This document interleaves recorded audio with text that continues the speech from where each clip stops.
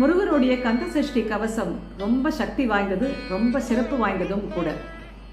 இந்த கந்தசஷ்டி கவசம் அப்படின்னு சொல்லும்போது இந்த கவசம்ன்ற வார்த்தைக்கு என்ன அர்த்தம்னா, நம்மளை காப்பாற்றக்கூடியது, நமக்கு ஒரு ப்ரொடெக்ஷன் தரக்கூடியது, நமக்கு ஒரு ஷீல்டு போல நமக்கு அரணாக இருப்பது அப்படின்னு அர்த்தம்.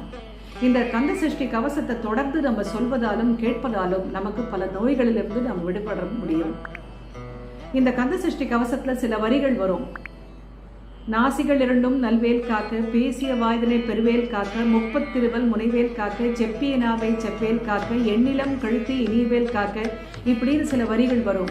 நம்ம உடம்புல இருக்கிற எல்லா அங்கங்களையும் சொல்லி நம்மளை காக்கிறதுக்காக நம்ம வேண்டி கேட்கக்கூடிய ஒரு ஸ்லோகம் தான் இந்த கந்தசஷ்டி கவசம். இந்த கந்தசஷ்டி கவசத்தை நம்ம தொடர்ந்து சொல்றது ரொம்ப நல்லது. பாலந்தேவராய சுவாமிகள் இந்த கந்தசஷ்டி கவசத்தை ஏற்றிருக்காரு.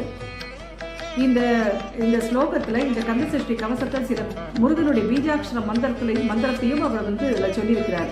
அதுல ஒரு வரி வரும், ஐயும் கிளியும் அடையுடன் சவ்வும் அப்படின்னு வரும்.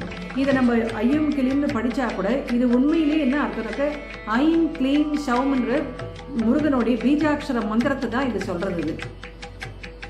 பாலந்தேவராயன் சுவாமிகள் அவருடைய கனவுல முருகன் தோன்றி தன்னுடைய பக்தர்களை பல இன்னல்களிலிருந்து காப்பாற்றுவதற்காக தன்னுடைய பீஜாட்சர மந்திரங்களை கொண்டு இந்த ஸ்லோகத்தை இயற்ற சொல்லி சொன்னதற்கு அப்புறமாக தான் இந்த பாலந்தேவராய சுவாமிகள் இந்த கந்தசஷ்டி கவசத்தை அவர் இயற்றியிருக்கிறார். ரொம்ப சிறப்பு வாய்ந்த இந்த ஸ்லோகத்தை, இந்த கந்தசஷ்டி கவசத்தை தினமும் சொல்வதும் கேட்பதும் அவ்வளவு சிறப்பு. இப்போ சமீபத்தில் இது திருச்செந்தூர்ல இப்போ சூரசம்ஹார நிகழ்ச்சி நடந்தது.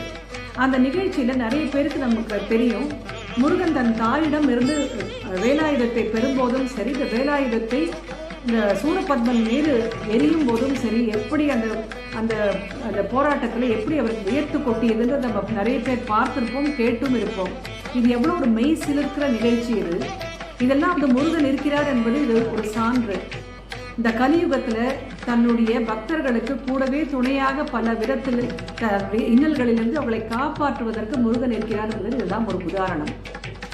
இப்பேற்பட்ட இந்த சக்தி வாய்ந்த கந்தசஷ்டி கவசத்தை தினமும் சொல்லி தினமும் கேட்கவும் செய்யணும். மற்றும் இந்த செவ்வாய்க்கிழமை, வியாழக்கிழமை, கிருத்திகை, சஷ்டி போன்ற நாட்கள் மற்றும் இந்த மாதிரி சூரசம்ஹார நிகழ்ச்சிகள் கேட்பதும் சொல்வதும் ரொம்ப சிறப்பு வாய்ந்தது. பல நன்மைகளை தரக்கூடியது இந்த கந்தசஷ்டி கவசம்.